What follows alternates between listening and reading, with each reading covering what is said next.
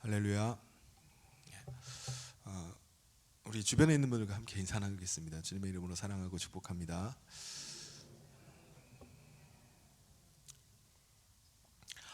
여러분, 많은 나라에서 근친혼을 금지하고 있습니다. 우리나라도 8촌 이내의 혈족 간에는 근친이라고 보기 때문에 혼인을 금지합니다. 그런데 왜 그런 거죠? 근친혼을 하면은 유전적인 질병이 생길 수 있기 때문입니다. 우리 사람들은 각자 자기의 유전자를 가지고 있습니다. 그 유전자 DNA 중에는 간혹 결함이 있는 돌연변이 유전자가 있을 수 있습니다.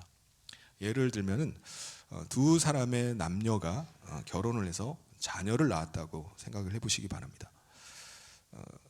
잠시 그림을 보면은 자녀는요, 이 두 사람 사이에는 각각 다른 유전자가 있죠. 근데 두 사람이 자녀를 낳으면 자녀는 아버지의 유전자 DNA와 어머니의 유전자 DNA를 각각 하나씩 받게 됩니다.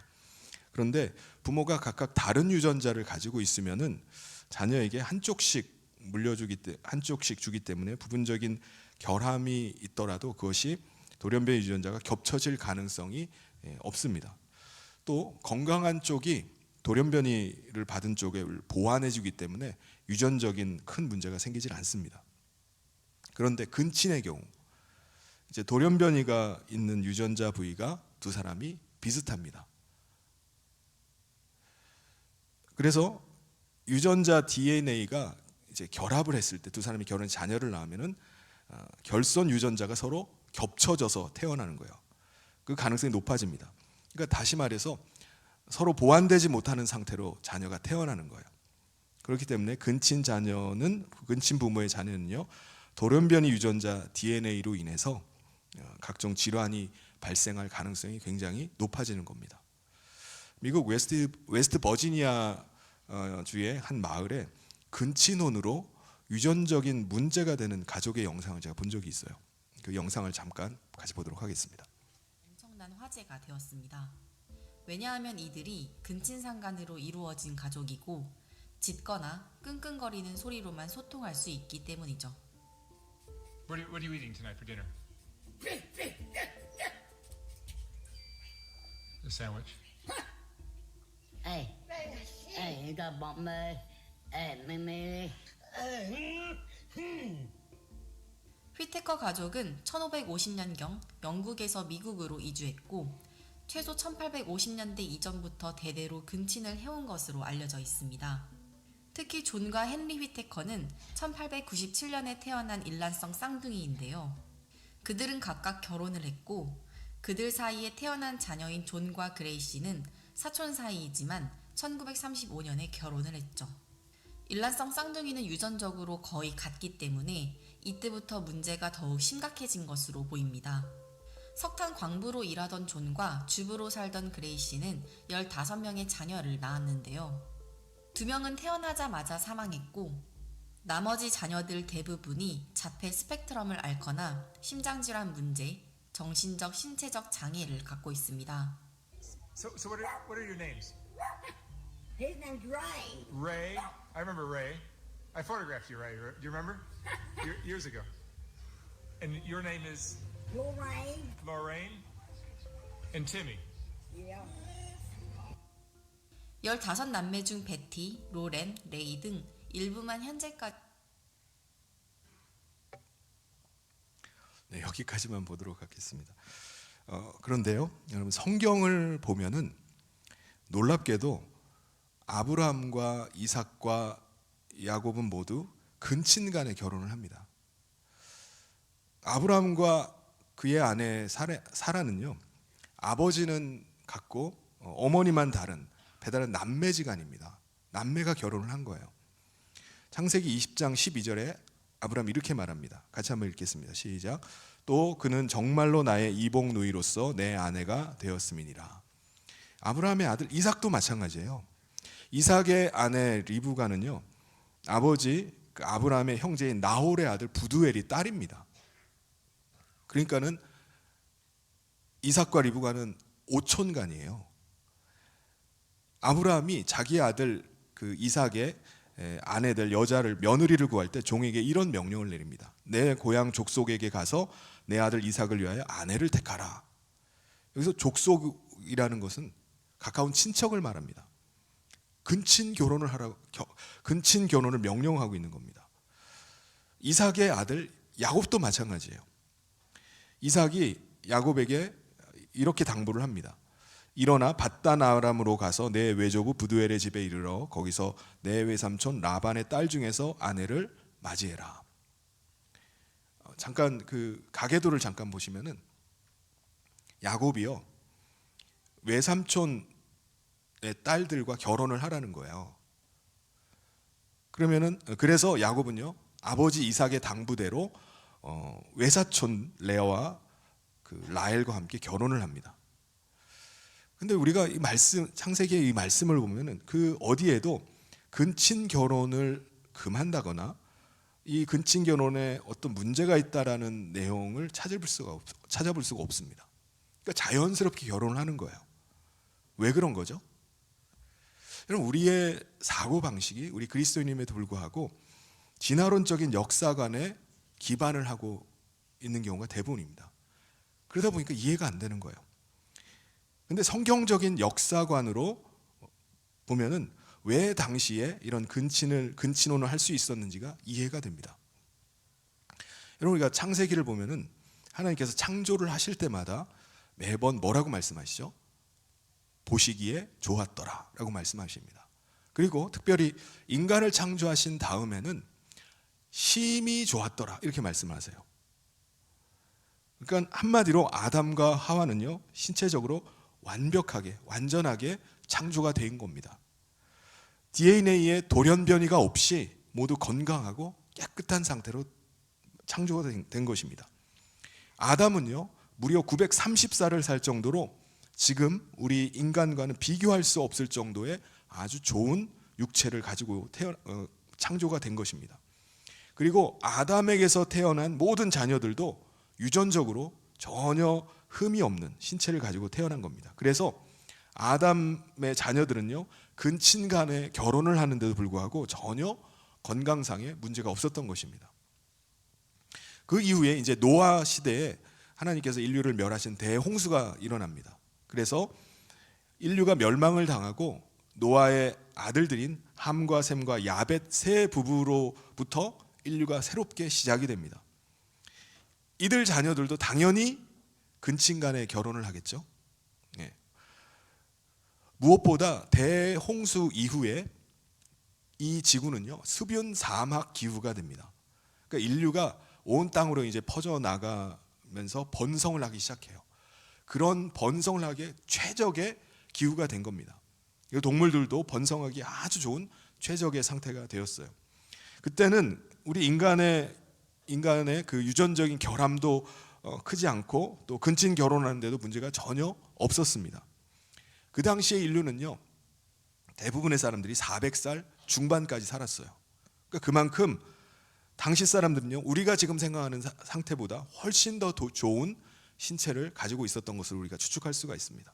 그런데 이 500여 년의 이 수뷴 사막 기후가 끝나고 욥기서의 배경이 되는 빙하 시대가 도래를 합니다.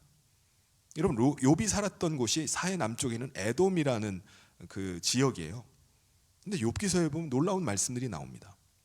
욥기 38장 22절에 내가 눈 곳간에 들어갔느냐 우박 창고를 보았느냐. 눈 올 일이 없는 지역에 눈 곳간이라고 말하고 우박 창고라고 욥이 표현을 하는 겁니다. 9장 30절에 보면 내가 눈 녹은 물로 몸을 씻고 잿물로 손을 깨끗하게 한다라고 이렇게 표현을 하는 거예요. 그러니까 이때부터 환경이 수뷴 사막 기후에서 아주 안 좋은 환경으로 변하게 된 겁니다. 그러니까 우리 인간이 신체적으로는 굉장히 스트레스를 받는 그 상황이 된 겁니다. 그래서 빙하 시대가 시작된 이 벨렉이라는 사람을 기점으로 인간의 수명이 200살 초중반으로 아주 급감을 해버려요. 그래도 200살을 사니까 지금보다 훨씬 오래 사는 거죠. 그러니까 그 당시만 해도 훨씬 좋은 신체 상태를 가지고 있었던 것을 우리가 볼 수가 있습니다. 벨렉이 121살이 되었을 때 그의 4대 손으로 아브라함의 아버지 데라가 태어납니다. 데라는 205살까지 살고요. 아브라함은 175살, 그리고 이삭이 180살, 야곱이 147살을 삽니다. 이걸로 봐도 아브라함 때 근친 결혼을 해도 유전적인 결함이 심각하지 않다는 것을 우리가 알 수가 있습니다. 그러니까 지금보다도 훨씬 더 좋았던 환경과 신체였습니다. 그런데 또다시 500년이 지나서 이스라엘 백성들이 이제 야곱 때에 70명이 야곱이 가족들을 이끌고 이집트로 들어가요. 근데 거기서 시간이 지나면서 이집트 바로 왕의 노예가 됩니다. 그래서 하나님께서 그들을 다시 불러내서 가나안으로 들어오게 하실 때 출애굽할 때 하나님께서 이스라엘 백성들에게 새로운 명령을 내리세요. 레위기 18장 6절을 우리 같이 한번 읽어보겠습니다. 시작. 각 사람은 자기의 살붙이를 가까이하여 그의 하체를 범하지 말라. 나는 여호와이니라. 여기서 살붙이는 가까운 친척을 말합니다. 근친혼을 하지 말라는 거예요. 다음 구절을 보면은 너는 내 자매 곧 내 아버지의 딸이나 내 어머니의 딸이나 집에서나 다른 곳에서 출생하였음을 막론하고 그들의 하체를 범하지 말지니라. 야곱 때만 해도 허용하고 장려했던 근친 결혼이 금지가 된 거예요. 왜 갑자기 하나님께서 이렇게 바꾸셨을까요? 우리 인간의 몸에 변화가 일어났기 때문입니다. 시간이 가면서 돌연변이의 누적으로 인해서 근친 결혼을 하면은 문제가 발생하기 때문이에요. 또 하나는요, 아브라함의 자손에 대한 오해가 있었기 때문입니다. 이스라엘 백성들은요, 자신들이 아브라함의 자손이라는 것을 굉장히 자랑스럽게 여겼어요. 왜 그런 거죠? 하나님께서 아브라함을 부르셔서 그와 언약을 맺으시면서 주셨던 약속이 있기 때문입니다. 창세기 26장 4절을 우리 같이 한번 읽어보겠습니다. 시작. 내 자손을 하늘의 별과 같이 번성하게 하며 이 모든 땅을 내 자손에게 주리니 내 자손으로 말미암아 천하 만민이 복을 받으리라. 아브라함의 혈통적인 자손들은요, 다 자기가 아브라함의 자손이라고 생각하는 거예요. 그래서 내가 아브라함의 자손이기 때문에 나는 복을 받는다라고 그렇게 믿는 겁니다. 이집트에서 노예 생활을 하던 아브라함의 자손들은요, 출애굽할 때 보면요, 이제 계수를 합니다. 인원을 세요. 근데 야곱의 12아들들의 후손들을 지파별로 해가지고 인원을 다 카운트를 합니다. 이게 무슨 말이죠? 그들이 비록 이집트에 들어가서 노예가 되었지만은 노예살이를 하면서도 불구하고 그들은 아브라함의 자손이라는 그 의식을 가지고 있었던 거예요. 그래서 내가 누구의 자손인지를 다 기억하고 그것을 구분하고 있었던 겁니다. 그들은 아브라함의 혈통적인 자손은 하나님께서 반드시 복을 주신다라고 믿었기 때문에 자손들을 철저하게 아브라함의 혈통적인 대를 이으려고 했던 겁니다. 다른 혈통을 배제하고 아브라함의 혈통만 이어가려고 하는 거예요. 그런데 여러분, 하나님께서 말씀하신 아브라함의 자손이라는 게 혈통적인 자손을 말하는 게 아니라 믿음의 자손을 말합니다. 아브라함과 같이 하나님을 믿고 하나님을 섬기는 자가 아브라함의 자손인 겁니다. 로마서 4장 16절에 보면 그러므로 상속자가 되는 그것이 은혜에 속하기 위하여 믿음으로 되나니 이는 그 약속을 그 모든 후손에게 굳게 하려 하심이라. 율법에 속한 자에게 뿐만 아니라 아브라함의 믿음에 속한 자에게도 그러하니 아브라함은 우리 모든 사람의 조상이라. 믿는 자들의 조상이 아브라함이라는 거예요. 그의 믿음으로 말미암아 아브라함의 자손이 된다는 것입니다. 물론 혈통적으로 아브라함의 후손이 되면은 하나님을 전혀 모르는 이방 사람, 이방 민족보다는 하나님을 믿고 섬길 수 있는 가능성이 굉장히 높겠죠. 그런데 혈통적인 자손만이 아브라함의 자손이라고 한다면 그것은 하나님의 뜻을 완전히 오해하고 있는 겁니다. 하나님은 누구든지 하나님을 믿고 섬기는 자를 아브라함의 자손이라고 여기세요. 그래서 출애굽할 때 보면요, 이스라엘 백성들이 출애굽을 하는 가운데 수많은 잡족들이 끼어가지고 그들과 함께 출애굽을 해서 가나안으로 들어갔어요. 출애굽기 12장 37절 38절에 이스라엘 자손이 람셋을 떠나서 숫곳에 이르니 유아 외에 보행하는 장정이 60만 가량이요 수많은 잡족과 양과 소와 힘이 많은 가축이 그들과 함께했다고 말씀합니다. 근데 그럼에도 불구하고 가나안 땅에 들어온 이스라엘 백성들은요, 혈통적인 그 아브라함의 후손만 아브라함의 후손으로 치고 혈통을 따지기 시작하는 거예요. 다른 민족과 혈통적으로 섞인 사람은 배제하기 시작합니다. 그들은 철저하게 아브라함의 혈통을 지켜야지 복을 받고 하나님의 거룩한 백성 된다라고 그렇게 믿었던 겁니다. 근데 여러분, 그들이 아브라함의 혈통적 자손이 되면은 자동적으로 그들이 거룩한 하나님 백성이 되는 건가요? 그리 거룩해지나요? 그렇지 않습니다. 오늘 읽은 말씀을 보면은 출애굽을 해서 가나안 땅에 들어온 아브라함의 혈통적 자손의 실상을 우리가 볼 수가 있습니다. 여러분, 사사기의 구성을 보면은 연대기 순으로 이게 구성이 되어 있지 않습니다. 사사기 후반인 17장부터 마지막 21장까지가 사실 사사 시대에 시작하는 시작 부분이에요.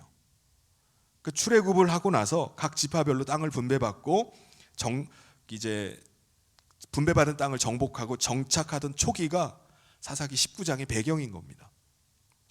이제 그들은 하나님의 거룩한 백성이 되어서 하나님의 나라를 세울 사명을 가지고 그것을 감당해야 되는 그 시점인 겁니다. 근데 실상은 어떻죠? 실상이 사사기 19장 1절에 나옵니다. 우리 같이 한번 읽겠습니다. 시작. 이스라엘에 왕이 없을 그때에 에브라임 산지 구석에 거류하는 어떤 레위 사람이 유다 베들레헴에서 첩을 맞이하였더니, 이스라엘에 왕이 없을 때라고 이렇게 말씀합니다. 이 말은 그들이 혈통적으로는 아브라함의 자손은 맞지만 그들이 하나님을 왕으로 믿거나 왕으로 섬기지를 않고 살았다는 겁니다. 그 일례가 오늘 말씀에도 나오는 레위인이 본처 외에 첩을 둔 거예요. 여러분, 왜 축첩을 금지하죠? 왜 첩을 두는 걸 금지합니까? 공직자가 첩을 둘 경우에 그게 부정부패로 이어지기 때문입니다. 한 집 살림하는 것보다 두 집 살림하는 게 돈이 2배로 들어가잖아요. 그러니까 비리를 저지를 가능성이 높아지는 겁니다. 그래서 축첩을 금지하는 거예요.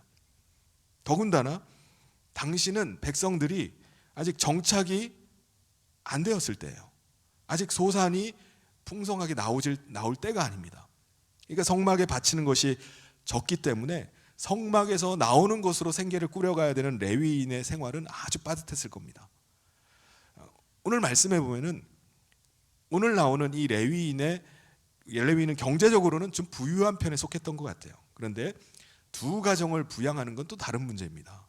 그래서 이 레위인은 아마 다른 일을 찾아야만 했을 겁니다. 성막 일만이 아니라 다른 일을 하는 거예요. 그렇다면 레위인은 이런 상황 속에서 왜 첩을 뒀을까요? 그 이유는 이스라엘에 왕이 없었기 때문입니다. 다시 말해서 왕이신 하나님의 뜻을 따르고 하나님의 다스림을 받지 않고 자기가 왕이 돼서 사는 거예요. 레위인 자기 자신의 소견대로 살아가는 겁니다. 내가 봤을 때 만족스럽고 다른 사람에게 더 자기 자신을 드러낼 수 있는 것이 그거라고 생각하기 때문에 첩을 두는 거예요. 그런데 레위인의 첩이 불륜을 저지릅니다.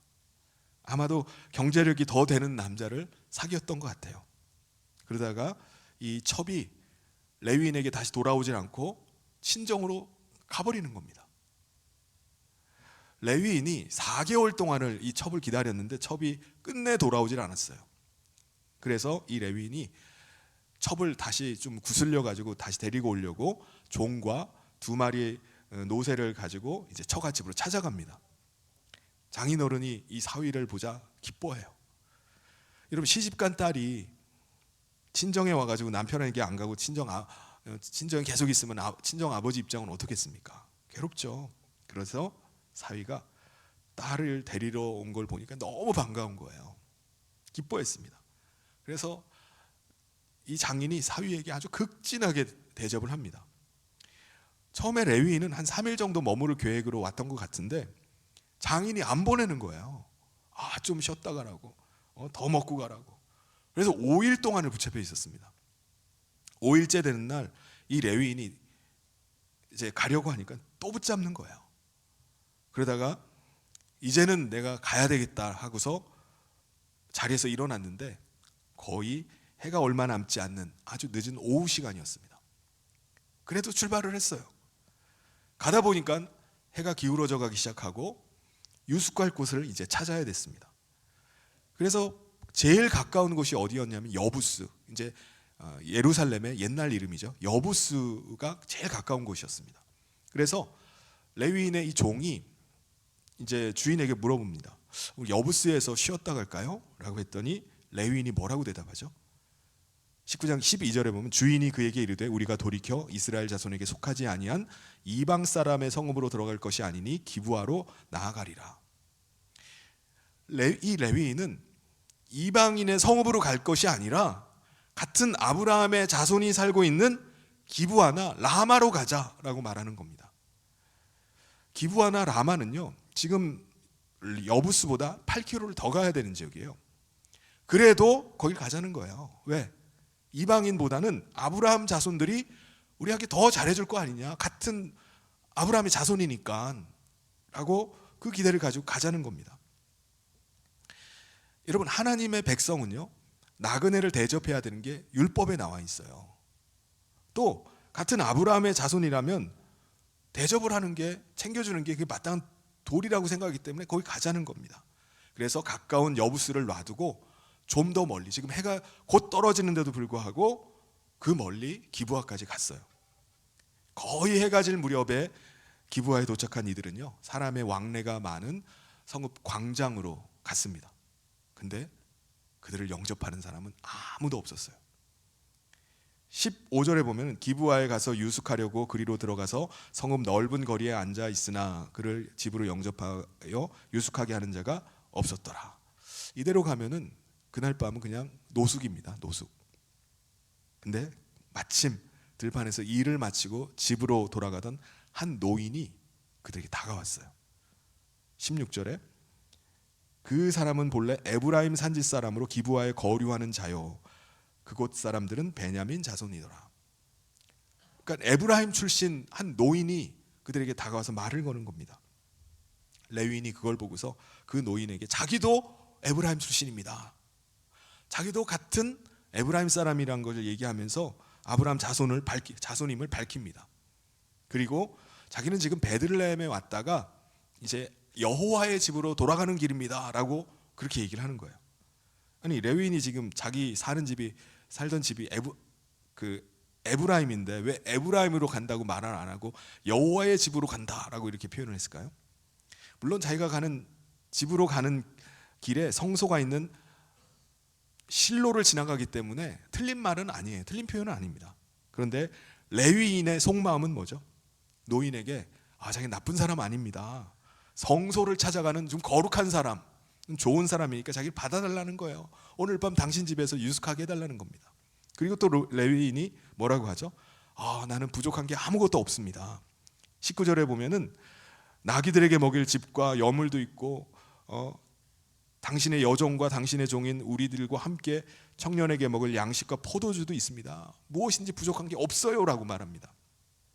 왜냐하면 레위인은 오늘 밤 이 노인을 놓치면요, 노숙을 해야 되기 때문에 그렇습니다. 그래서 노인에게 최대한 부담을 주지 않기 위해서 부족한 게 전혀 없어요, 당신은 신경 쓸 게 전혀 없으니까 제발 나를 좀 받아달라고 얘기를 하는 겁니다. 근데 노인이 감사하게도 안심을 하십시오 라고 하면서 필요한 것이 있으면 자기가 책임지겠습니다, 다만 길거리에서 유숙하는 건 절대 안 됩니다 라고 말하는 겁니다. 그리고 노인이 이 레위인 일행을 데리고 자기 집으로 갔습니다. 감사한 일이죠. 그날 저녁 이 아브라함의 자손들이 있는 이 성읍이라고 멀리까지 왔는데 아무도 거들떠보지 않는 가운데 이 노인이 이 낯선 나그네들을 맞이해 준 거예요. 노숙을 면하게 해줬습니다. 레위인은요, 그 노인의 집에 가서 나귀들에게 먹이를 먹이고 자기들도 이제 모두 발을 씻고 먹고 마셨어요. 그런데 그들이 저녁을 먹고 쉬고 있는데 어떤 일이 일어나죠? 그 성읍의 불량배들이 노인 집의 문을 막 두드리는 겁니다. 22절에 보면은 그들이 마음을 즐겁게 할 때 그 성읍의 불량배들이 집을 에워싸고 문을 두들기며 집주인 노인에게 말하여 이르되 내 집에 들어온 사람을 끌어내라 우리가 그와 관계하리라 하니. 아니 조금 전에 성읍 광장에 있을 때까지만 해도 아무도 그들을 거들떠보지도 않고 찾지도 않았는데 불량배들이 어떻게 이 레위인이 이 노인 집에 와 있는 걸 알고서 몰려온 거예요. 그들은 노인에게 당신 집에 있는 나그네를 내놓으라고 막 위협을 하는 겁니다. 문을 막 두드리는 거예요. 그 남자를 밖으로 내놔라 막 그렇게 요구를 하는 겁니다. 그 남자를 밖으로 내보내라는 이유가 뭐죠? 그 사람과 자기들이 관계를 하겠다는 겁니다. 집단으로 동성강간을 하겠다는 거예요. 그래 내놓으라는 거예요. 그래서 그 노인이 그 사람에게 부탁을 합니다. 여러분 이 같은 악행을 저질러서는 안 됩니다. 이 사람은 내 집에 찾아온 내 손님이니까 이런 수치스러운 짓을 해서는 안 됩니다라고 그들을 막 나무랬습니다. 그러면서 노인이 제안을 했어요. 나에게 처녀 딸이 있고 그리고 이 사람에게 첩이 하나 있으니까는 그 둘을 내줄 테니까 당신들이 욕보이고 싶은 대로 다 욕보고 보기에 좋은 대로 다 하라라고 그렇게 제안을 하는 겁니다. 마음대로 해라. 다만 내 집에 온 이 나그네만은 건드려서는 안 된다라고 말을 했습니다. 그러자 불량배들이요 이 노인의 말을 무시했어요. 그 남자만 내놓으라는 겁니다. 레위인 나오라는 거예요. 레위인은 지금 자기가 이제 나가야 되는 상황이 된 겁니다. 근데 갑자기요 자기 첩을 붙잡더니 첩을 문 밖으로 밀어내버렸어요. 졸지에 문 밖으로 밀려난 첩은요 그날 밤에 불량배들에게 잡혀서 밤새도록 능욕을 당하다가 3명 미명이 돼서야 풀려났습니다. 사실 살아서 돌아오긴 했지만 완전히 기진맥진해서 문 앞까지 와서 들어오지도 못하고 문지방 앞에 쓰러져 버린 거예요. 여러분 그때까지 그 집안에 있던 사람들은 뭘 하고 있었을까요? 레위인은요 아주 편하게 그날 밤 쉬다가 다음날 아침 일찍 일어나가지고 이제 집으로 돌아가야 되겠다라고 집을 나서고 있었습니다. 19장 27절 우리 같이 한번 읽어보도록 하겠습니다. 시작.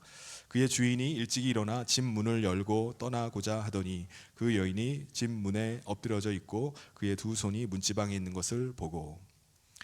여러분 아무리 첩이라고 하지만 첩도 자기 아내 아니에요?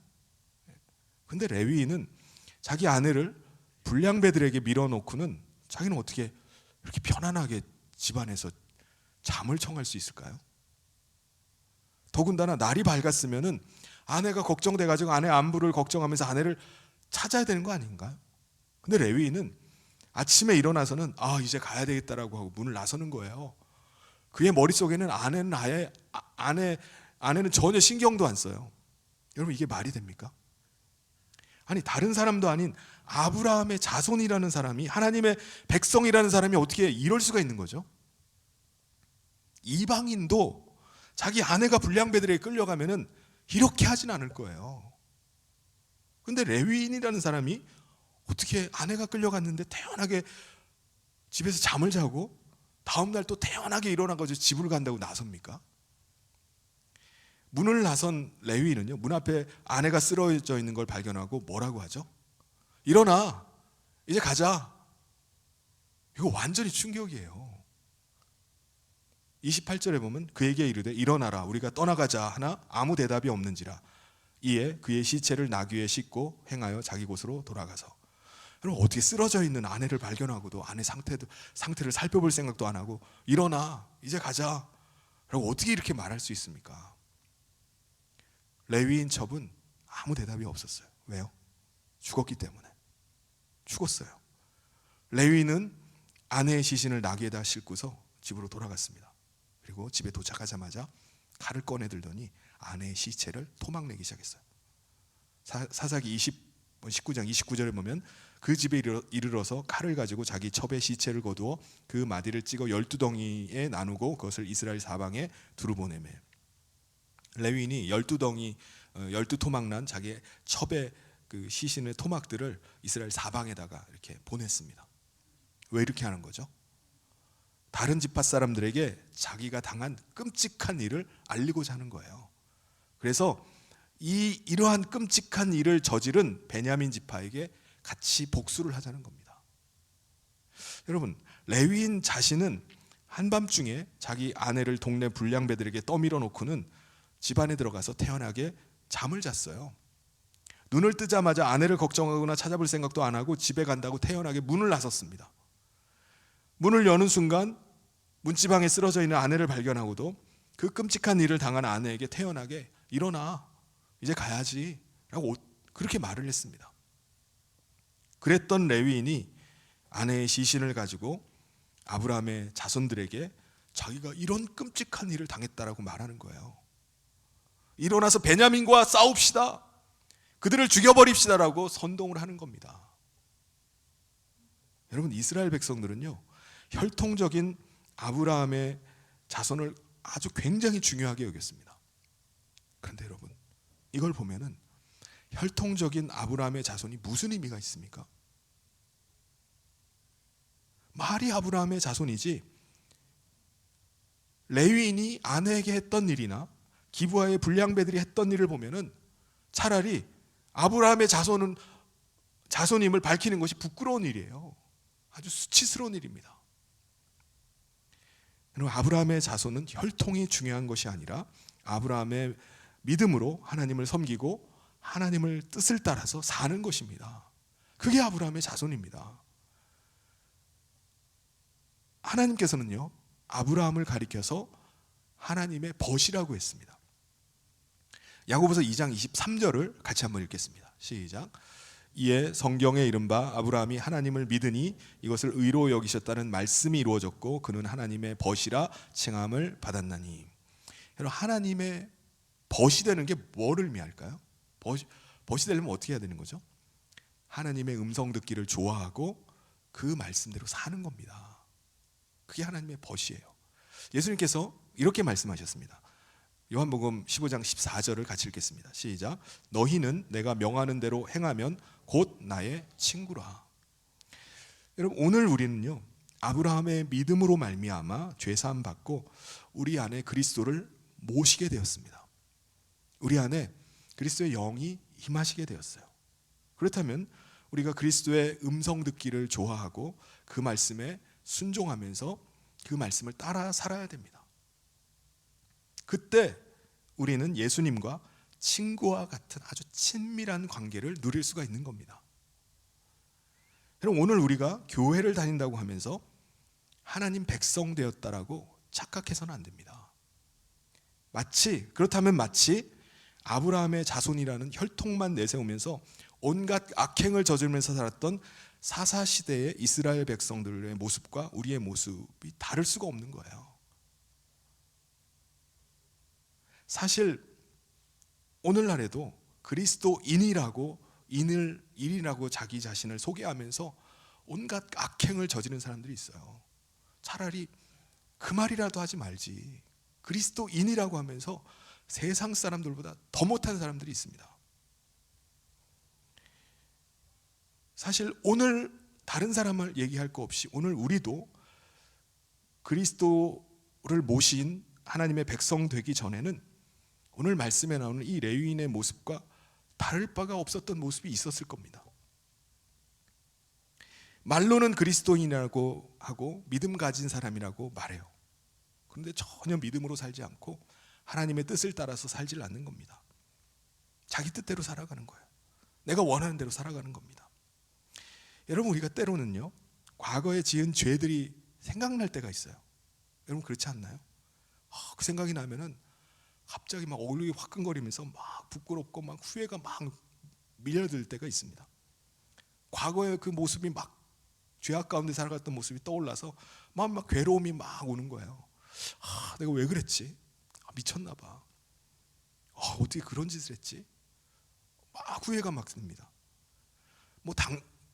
사람들은 전혀 기억할 수도 없고 너무 오랜 시간이 지났음에도 불구하고 그 기억이 막 떠오를 때마다 막 몸소리가 쳐지고 부끄러워서 막 고개를 못 들겠는 거예요. 내가 이런 존재였구나. 막 마음이 막 무너지는 것 같아요. 근데 여러분, 우리의 육체는요, 그리스도와 함께 죽었습니다. 그리스도께서 십자가에 달려 죽으실 때 우리는 그와 함께 죽었고 이제는 부활하신 그리스도의 생명으로 우리가 살아가는 겁니다. 내 안에 임하신 그리스도의 생명으로 우리가 사는 거예요. 그러므로 율법이 더 이상 우리를 정죄할 수가 없습니다. 이제 우리는 우리 안에 거하시는 그리스도의 말씀을 따라서 살아가는 사람이 된 겁니다. 그리스도의 말씀이 우리를 주장해 가기 시작해요. 그리스도께서 우리를 주장하시고 우리를 다스려 가십니다. 우리는 그리스도를 왕으로 모시고 그 말씀 따라서 살아가는 겁니다. 그리스도께서는 우리에게 마치 말씀을 우리 마음판에 새겨주듯이 그 말씀을 떠오르게 하십니다. 그때마다 그 말씀 앞에 순종하는 겁니다. 이제 우리는 더 이상 갈급함을 느끼질 않아요. 그리스도의 생명의 말씀이 우리 안에서 생명수가 되어서 계속 솟아나기 때문입니다. 오늘도 그 말씀으로 우리가 살아가고 그 말씀으로 힘을 얻는 거예요. 주님, 내게 말씀하신 그대로 그 말씀 앞에 제가 복종하며 살겠습니다. 그 말씀 붙잡고 살아가는 것이 그리스도인입니다. 사랑하는 성도 여러분, 우리의 옛사람은 그리스도와 함께 십자가에 죽었음을 믿고 이제는 그리스도를 모신 그리스도의 생명으로 살아가실 주님의 이름으로 축원합니다. 그리스도를 왕으로 모시고 그의 뜻대로 살아가는 하나님의 백성의 삶을 우리가 살아가기를 바랍니다. 그냥 교회 다니는 사람으로만 있는 게 아닙니다. 이름만 그리스도인이 아니고 말로만 믿는 사람이 아니라 우리 안에서 살아계시고 말씀하시는 그분의 말씀 앞에 믿음으로 순종하는 거예요. 그리스도께서 그럴 때 우리를 통해서 일하시는 놀라운 일을 경험하게 될 줄 믿습니다. 우리를 통해서 하나님 나라의 영광이 드러나고 오늘도 살아계신 그리스도를 증거하는 저와 모든 성도님 되시기를 주님의 이름으로 축원합니다.